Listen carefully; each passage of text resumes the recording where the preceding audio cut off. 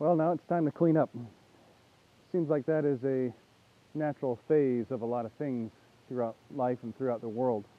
After there's a storm comes the time to pick up the pieces and put things back together.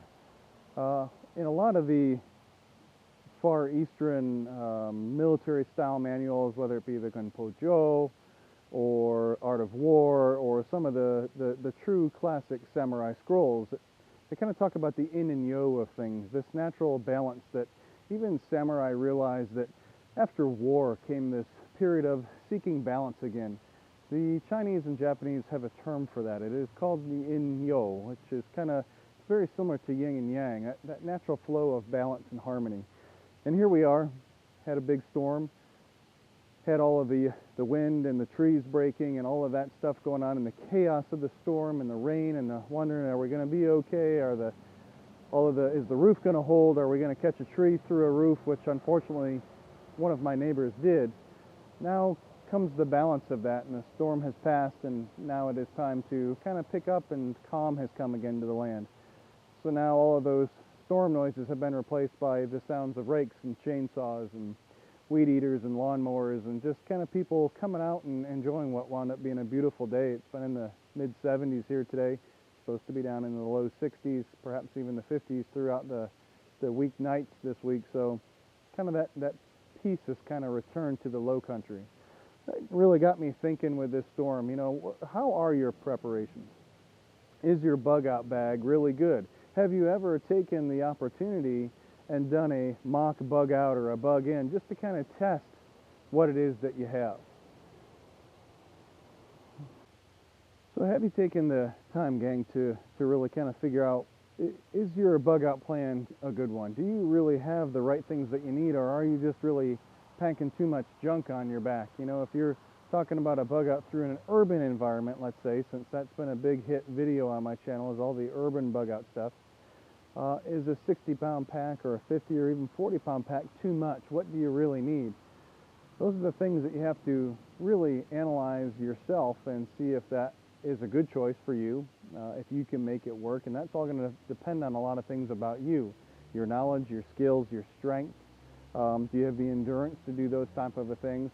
Those are all things that you really need to start kind of self-evaluating, just to make sure that you are on the right track.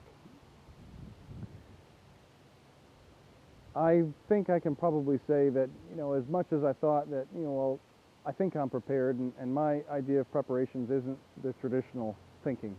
I put more emphasis on how do I go procure food in the wild versus having this huge stash of food that then locks me into that place to have to fight and protect or carry it with me and then still fight and protect for it, because once folks start realizing that you have that, they're going to try to take that from you at some point. Then you have to factor into that, is that something that I want to put a family or loved ones through? Or if I have an elderly person with me, can I really stop and do all of that? So those are things that you really need to self-evaluate. It's not, guys, going to be like the zombie apocalypse movies that you see or any apocalyptic movie that you see on TV. It's not going to be anything like that. Parts of it may be, not saying that there's going to be zombies out there. I think that's kind of a buzzword for another topic anyways. I don't think that they're really planning on a zombie apocalypse. I think what they're planning on for is the zombie people are the ones that have no idea what they're doing, the true lemmings that if you lead them to the bridge, they're just going to jump off because you've told them that there's something down there that they want. So I don't think it's any of that at all. Kind of another video topic. So while I had some downtime, I did have an opportunity to kind of scratch out the next two urban survival videos. The next upcoming one is all going to be about personal protection.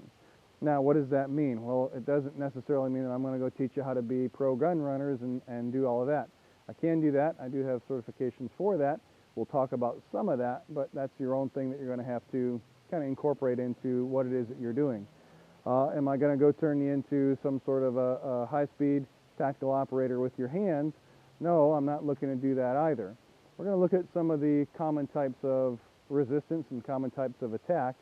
In law enforcement, we spend a lot of time speaking about that. What's the common types of resistance that we encounter for our bad guys? And they've done a lot of research and study on that. Well, they've also done a lot of research on study woman on woman attack, men on men attacks, and also vice versa. So if I have a guy trying to assault a female, what are those common types of things that are done?